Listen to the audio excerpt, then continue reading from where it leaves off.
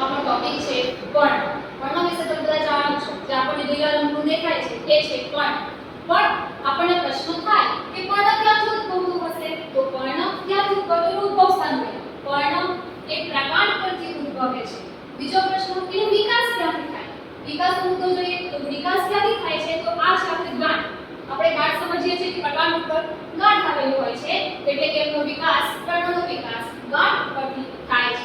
ત્યાર પછી ગાંઠ પરથી કક્ષ કલિકાનો ઉદ્ભવ થાય છે, જે પછીથી આપણી નવી જે શાખા ઉત્પન્ન થાય છે એ શાખામાં વિકાસ પામે છે.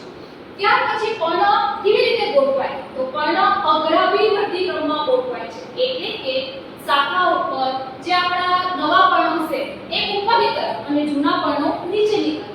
ત્યાર પછી આપણને ખાસ મહત્વની બાબત ખબર હોવી જોઈએ, પર્ણનું કાર્ય. પર્ણનું કાર્ય અથવા એનું મહત્વ છે પ્રકાશ સંશ્લેષણ. આપણને ખબર છે પર્ણ શું છે? તો લીલા રંગનું છે. એ ખબર છે આપણને કે શું બનાવે છે? ખોરાક બનાવે છે. કયા કારક બનાવે છે? તો પ્રકાશ સંશ્લેષણની ક્રિયાથી એ ખોરાક બનાવે છે. એટલે જ આપણે એને શું કહીએ છીએ કે સ્વાવલંબી છે. તો બધી જ ક્રિયા ક્યાં થાય છે? પર્ણમાં. એટલે જ આપણું મુખ્ય કાર્ય શું છે? તો પ્રકાશ સંશ્લેષણ. એટલે કે વનસ્પતિનું વાનસ્પતિક અંગ જે પર્ણ છે એ પ્રકાશ સંશ્લેષણની ક્રિયા કરે છે. ત્યાર પછી આપણે જોઈએ લાક્ષણિક પર્ણની રચના. લાક્ષણિક પર્ણ મુખ્ય 3 ભાગો ધરાવે છે. મુખ્ય 3 ભાગો કયા હતા? તો પર્ણતલ, પર્ણદંડ અને પર્ણફલક. હવે આકૃતિમાં જોઈએ. પર્ણતલ આ સૌથી નીચેનો ભાગ દેખાય છે એ આપણું પર્ણતલ છે. પર્ણતલ પર આપણને બે પર્ણ જેવા દેખાય છે. એ પર્ણ જેવા નાના ભાગને ઉપપર્ણ કહેવામાં આવે છે. બીજું, પર્ણતલ એકદળી વનસ્પતિમાં કેવું હોય છે? તો પર્ણતલ એકદળી વનસ્પતિમાં આપણે જોઈએ તો ત્યારે આંશિક રીતે પર્ણતલ ઢંકાયેલું હોય છે અથવા સંપૂર્ણ રીતે ઢંકાયેલું જોવા મળે છે. ત્યાર પછી પીનાધાર. કોને કહેવાતું હશે પીનાધાર? તો તમે જોવો છો કે સિમ્બિકુળની વનસ્પતિ. હવે સિમ્બિકુળ વનસ્પતિ કોને કહેવાય? તો જે આપણે કઠોળ ખાઈએ છીએ, જેવા કે મગ, ચણા, વટાણા વગેરે, જેને આપણે સિમ્બિકુળની વનસ્પતિ કહીએ છીએ, તો એનું પર્ણ તમે ધ્યાનથી જોજો. એનો પર્ણતલ તમને ફૂલેલો દેખાશે.